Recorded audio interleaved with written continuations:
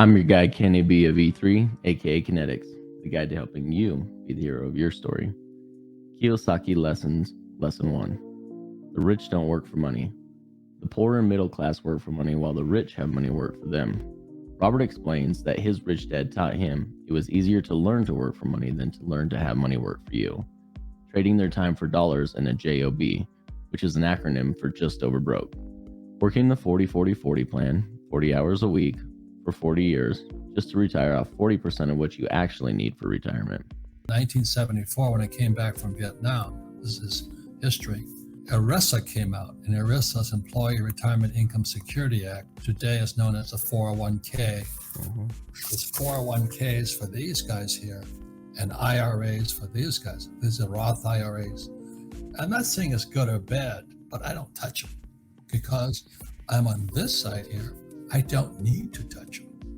Most employees feel like it isn't enough, like it seems like nothing when they receive their paychecks, especially after taxes and other deductions go missing from what people earn to fund programs that will never benefit them. Taxes in any form become the average working person's biggest expense in their lifetimes. Lesson number 1 in Rich Dad, Poor Dad, so chapter number 1 is that the rich don't work for money, the poor and middle class work for money, the rich have money work for them. And that's why we don't pay taxes. Robert uses a great visualization tool in Rich Dad, Poor Dad called the cash flow quadrant. He goes into a lot more depth and almost a masterclass level in his second book called, you guessed it, Cash Flow Quadrant. What did school teach you about money? Nothing. This is my whole point. If I could go on my shtick right now, what you're talking about, this is the mindset. This is the second book, Cash Flow Quadrant. You have E, S, B, and I. This is Poor Dad. This is Rich Dad. So what they teach you in school is go to school, get a job, pay taxes, work hard, save your money, your house is an asset, and get out of debt. But this is the part that bugs me. And invest in a well-diversified portfolio of stocks, bonds, mutual funds, and ETFs. The Rich Dad's Company's board game Cash Flow puts these concepts into practice and really helps you solidify this paradigm shift from the mainstream way of thinking about money by playing a fun and entertaining game. In fact, his first book, Rich Dad, What the Rich Teach Their Kids About Money That the Poor and Middle Class Do Not, was written to market the cash flow board game. Reading the book is great, but practical application and learning is the key. We'll provide a link below for the game to make it convenient to find. The approach to money taken by Robert's Rich Dad is far from common, and in many ways, contradictory to the way many of us have been led to believe in our upbringings. That is why you see so many around you caught in what Rich Dad called the rat race. He wanted these boys to not follow the trend of trading their hours for money and being an hourly employee. Robert makes the point that too many are so fearful that it drives their decisions. Quote, "It's fear that keeps most people working at a job, the fear of not paying their bills, the fear of being fired, the fear of not having money, and the fear of starting over. That's the price of studying to learn a profession or trade, and then working for money. Most people become a slave to money and then get angry at their boss." Rich Dad cured these boys of that fear early on by convincing them to work for free for education, to use imagination based on their experiences to generate ideas on how to make money.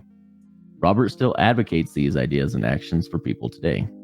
At one point in Lesson 1 of Rich Dad, Poor Dad, Robert is illustrating a story of him as a young boy who gets fed up with Rich Dad's teachings before he even understands that there's a lesson in progress, and he felt he has been taken advantage of. In response, Robert had an emotional reaction where he voiced his frustrations to Rich Dad. This allowed Rich Dad to illustrate a point about blaming others.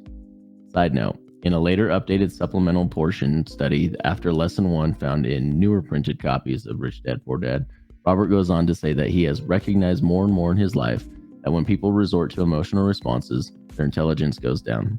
In previous episodes on this channel, I've touched on the clinical studies that seem to verify this thesis. So when it comes to blaming others, Robert's Rich Dad had some wise words quoted in the book as follows: "Stop blaming me and thinking I'm the problem. If you think I'm the problem, then you have to change me. If you realize that you're the problem, then you can change yourself, learn something, and grow wiser." There is so much secret sauce in just the first chapter, referred to as lessons in Rich Dad, Poor Dad, that this could be a many hours long discussion. I highly recommend you pick up a copy and see all of the other great points and ideas I didn't even get to touch on in this episode.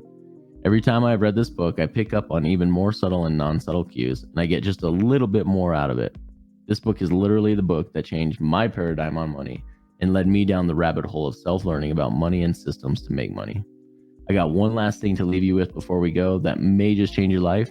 But first, like, subscribe, and comment on the video, as well as get your copy of Robert Kiyosaki's books and cash flow game. Links are in the description below.